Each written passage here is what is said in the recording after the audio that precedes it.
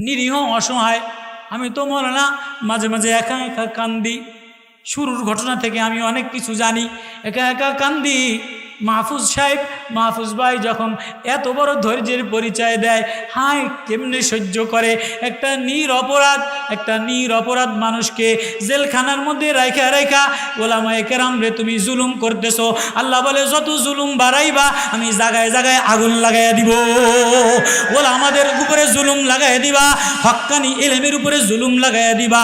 বাতিলরা যখন হকের উপরে জুলুম লাগাইয়া দেয় আমি আল্লাহ, ওরা বলে ওবায়দুল কাদেরে বলে অমুক জায়গায় আগুন লাগছে, বিএমপি লাগাইছে, যেটা মাঝে মাঝে স্টেজ ভাঙ্গা পইরা যায়। ভাই না না না না, আমি আগুন যে লাগাই লাগো, যখন দুনিয়াতে জুলুম বাড়বে আমি আল্লাহ মরে মরে জুলুমের আগুন জ্বালাইয়া দিব। তো জুলুমের আগুন তাপমাত্রার জন্য বাড়ছে। জুলুম বন্ধ করে দাও, ওলামাদের উপরে জুলুম বন্ধ করে দাও, নিরীহ মানুষের উপরে জুলুম বন্ধ করে দাও। নিউ মার্কেটে আগুন লাগছে কা? নিউ মার্কেটে 100 টাকার দামের জিনিস 1800 টাকা লয়। কত কয় না কা? এমনি লাগছে আগুন। বঙ্গবাজারে জুলুম করছে কা? যত ফুরান ফসা মাল, যত 3 নম্বর মাল, 300 টাকা মাল, সব দেশের ব্যবসা কুঙ্কুকিত কইরা সব পাইকারি দরে জুলুম শুরু করছে। আর স্বপ্ন লেখছে ঈদের সময় 20 কোটি টাকা কামাই করব। আল্লাহ কয় খারায় বছর জুলুম করবি, জুলুমের শেষ পরিণতি আমি আগুন দিয়া শেষ করে দিন। দিছেনি? শেষ করে দিছেনি। সব আশা ভরসা, কেউ জানতো না কি এর কি আগুন লাগাই দিছে। আল্লাহ বলে তুই দিনের বেলায় জুলুম করবি, আমার আরশ যখন উতলাইয়া ওঠে, আমি যখন উতলাইয়া উঠি সহ্য করতে পারি না।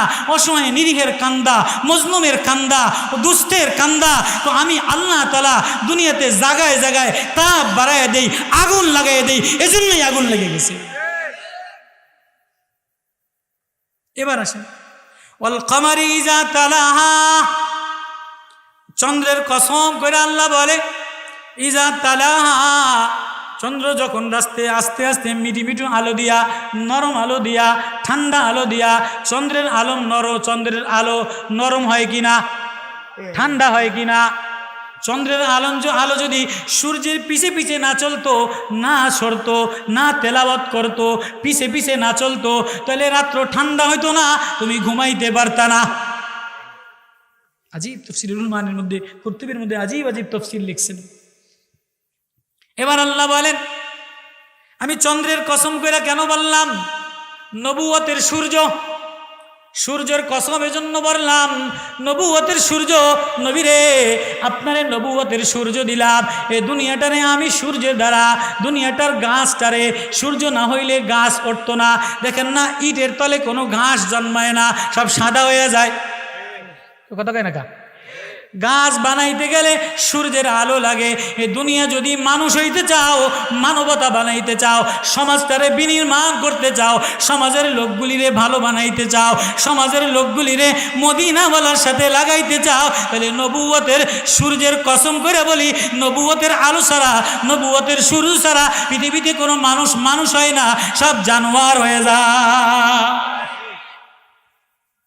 এবার নবুয়তের সূর্যের কসম, শামসি ওয়াদুহা, মানে নবুয়তের সূর্যের কসম করে আল্লাহ বলে ও দুনিয়াওয়ালারা, আমি নবুয়তের সূর্যের কসম করে বললাম, আমার নবুয়তের সূর্য যখন উঠাইয়া দিলাম, সাবধান, তখন নবুয়তের সূর্যের বিরোধিতা করো না।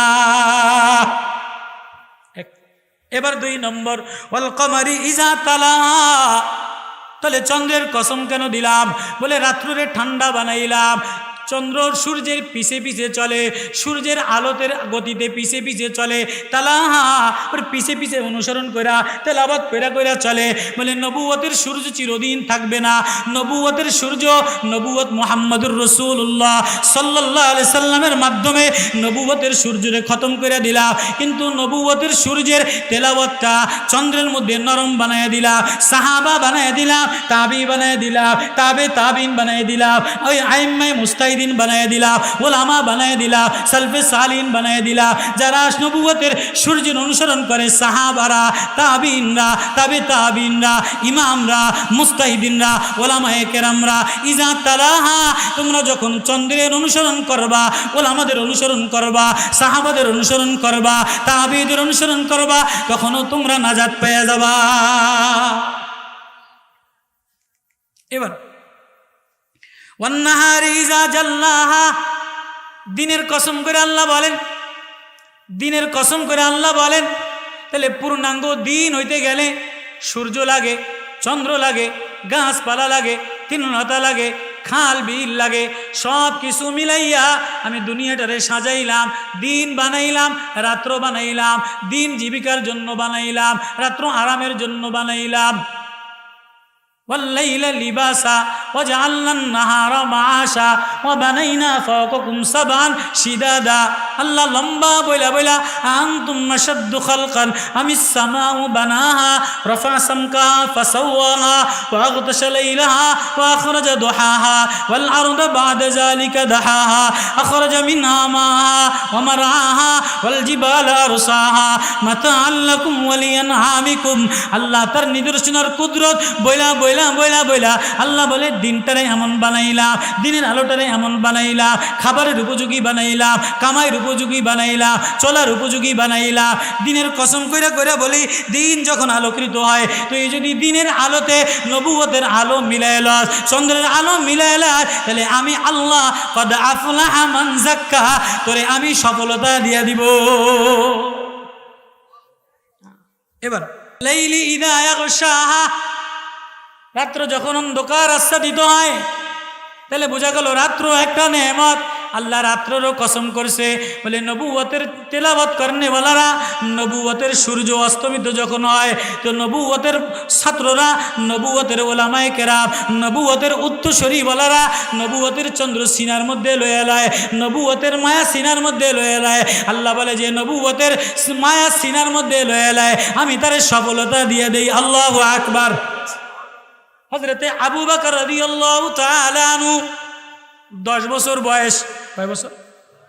আমার কথা কি আপনারা বুঝতে কষ্ট হইতেছে নাকি? কষ্ট হইতেছে নাকি? রাগ হইতেছেন নাকি? শেষ করে দিন হুজুর, শেষ করে দিন। সাইয়্যিদুনা আবু বকর রাদিয়াল্লাহু তাআলা আনহু 10 বছর বয়সে সিরিয়াতে গেছে। 10 বছর বয়সে সিরিয়াতে গেছে। সিরিয়াতে যে মামু বাড়ি শুয়া রয়েছে, শুয়া শুয়া স্বপ্নে দেখে। মামু বাড়ি 10 বছর বয়সে সিরিয়াতে শুয়া শুয়া স্বপ্নে দেখে আসমানের সূর্যটা এটা টুকরা টুকরা হইয়া ওনার চতুর্পাশে পড়ে গেছে। উনি এই সূর্যটারে জোড়া তালি দিয়া ওনার বুকের উপরে নিচে। আল্লাহু আকবার। ভয়তে ঘুম ভেঙে গেছে, লাফ দিয়া উঠছে, আবারও ভয় ডর ডর করে ঘুমাইছে। তো আবারও শুয়া শুয়া স্বপ্নে দেখতেছে আসমানের চন্দ্রটা টুকরা টুকরা হইয়া চতুর্দিকে পড়া। উনি পুরা টুকরা টুকরা চন্দ্রটারে মিলাইয়া আস্তা একটা চাঁদ বানাইছে, আস্তা পূর্ণিমার চন্দ্র বানাইয়া এটা বুকের উপর নিয়া শীতল হয়ে গেছে, শান্তি পেয়ে গেছে। এবার উনি শান্তির ঘুম দিতেছে, আবারও স্বপ্ন ভেঙে গেছে। এবার সকালবেলা উঠা উনি দৌড়েয়া, কাউরে বলে নাই, ওই দেশের ইমাম সাহেবরে যেয়া বলছে। আল্লাহু আকবার। ওই জামানায়ও কিছু সমস্যায় পড়লে মানুষ ইহুদি আলেমদেরকে জিজ্ঞাসা করত। ইহুদি সিরিয়াতে ইহুদি পাদ্রী, ইহুদি ইমাম সাহেব, ইহুদি পণ্ডিতের কাছে আবু বকর রাদিয়াল্লাহু আনহু মামারে বলে নাই, নানারে বলে নাই, আত্মীয়রে বলে নাই। কত মেধাবী ছিল, কত তীক্ষ্ণ মেধা দিয়ে আল্লাহ বানাইছে। যেহেতু সে কেন হবে, তাকে তো আল্লাহ তাআলা পয়গম্বরের নবুয়তের সূর্যের আচ্ছাদিত দিয়া, নবুয়তের সূর্যের দাস দিয়া নবীর বন্ধু বানাবে। এই জন্য আল্লাহ ওই 10 বছর বয়সে মেধাটারে এমন বানাইয়া দিছে। সুবহানাল্লাহ।